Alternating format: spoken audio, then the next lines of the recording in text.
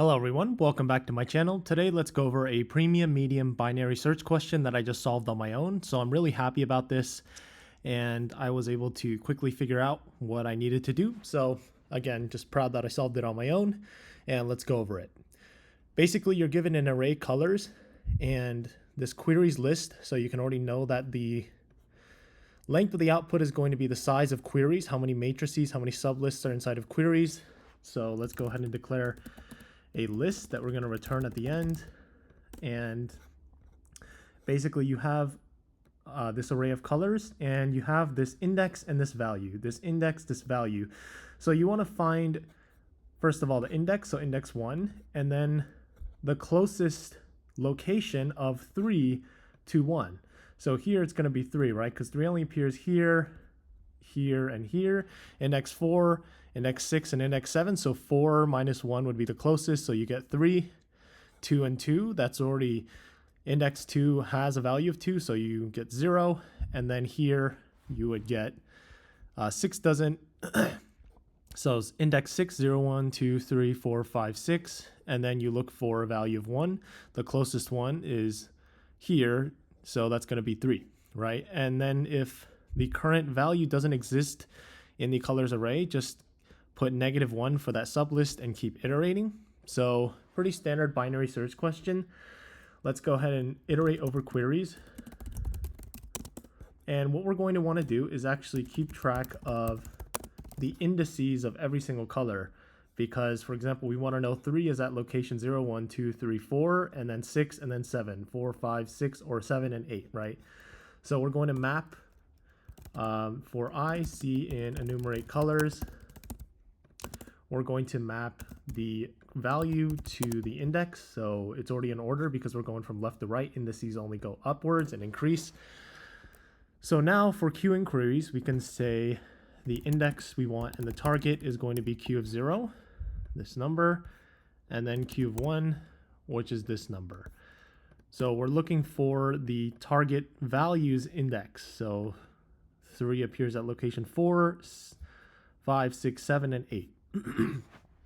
So the easy way to do this is just to create a hash set of colors, because we want to check, first of all, if this is not even in colors, then just put -1 and keep going. So to do this in O of 1, we say color set is set of colors, and we say if target is not inside of color set in O of 1, then we just append -1 and then continue, right? Let's print not valid here just to make note of that. And then now is where the real work begins. So now we have to, let's print the index we have, which is this, and then let's print D of target, which is, we're trying to find the closest location, right? So for here, that's going to be 3. That's 0, and 6 minus 3 is 3, right? So now we have to use binary search. The non-optimal solution is just to go through D of target. We have to declare, we're trying to minimize something, so anything is smaller than flow of infinity. And then we can say is minimum of cur, and the current index minus a, right? And absolute value of that. And then at the end, we know we have the minimum value, which is guaranteed to not to be float infinity because the current target exists in the input colors array, aka set, and then we can just append current. So this technically works, but it's going to be too slow, as you can see. So you're going to pass like 12 out of 20 test cases. So let me show you my own little workaround, which is to use binary search, because we already know what we're looking for, right? We're trying to look for the closest value. So this is another n, which is too slow. So, okay, now let's go ahead and bring this back. And what are we trying to do? Well, first of all, let's find the closest element to 1 inside of this list. How do we do that? We use binary search, right? Bisect left inside of the target, this array, and then we're trying to find the closest value to 1, right? So let's print B and D of target.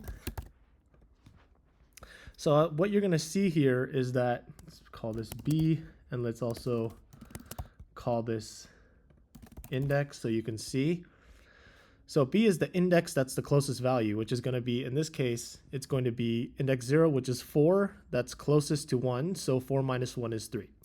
In this case, we are going to have 0, 1, 2. So index 2, it seems. Is that the closest one? Binary search. Oh, sorry, index 0. So index 0 is 2, is closest to 2, minus 2 is 0, right? So for this one, index 0, 1, 2, 3, you notice it goes out of bounds when you binary search. So basically we're saying it's way too big, so we're just going to go with the last one. And we know that this number has to be bigger than the last one because that's the only reason the binary search ended out of bounds in the index to the right. And then we're going to do this number minus this number, right? And same to the left. If we binary search lands on the left, then we just do the first element of the array minus the current index, because the index has to be smaller than the first element of the array or equal to land in the out of bounds to the left. So now what we're going to do is check each of those conditions. And we also have another nifty condition where basically if, let's say, binary search lands here, we're going to say, is the left one closer or the right one closer? So that makes it just 2 to the power of n instead of like n squared, which is just literally constant time. So let's go ahead and do that. So if the binary search is bigger than or equal to length of d of target, then again, cur is minimum of current and d of target of -1, because this minus this, we're saying, okay, that's the closest. And if b is less than length of d of, or less than 0, that means it landed too far to the left. So we're going to say minimum of current and d of target of 0. So these are our edge cases. Sorry, this index minus this minus the index, because the index would be smaller to land to the left using binary search. And then now let's keep track of the nifty little condition where basically now if b minus 1 is bigger than or equal to 0, then we can, let's say we land on 5, then let's compare the left and the right. So then cur is minimum of current and absolute value of index.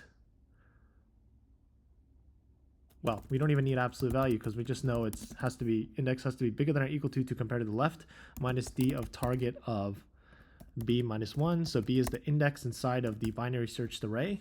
If b plus 1 is less than length of d of target, same thing. Let's check the right one. Cur is minimum of current and d of target, it has to be at least bigger than or equal to, because that's the binary search literally places index in the exact ordering place it should go, minus index. And then now, obviously, if we find the exact match, then if b is bigger than or equal to 0 and b is less than length of d of target, then just current equals minimum of current and absolute value. Let's just do that to be safe. Index minus d of target of b, which should be 0. And then result.append current, because we know it's not going to be infinity. And output limit exceeded. This is not n again, so that's way better.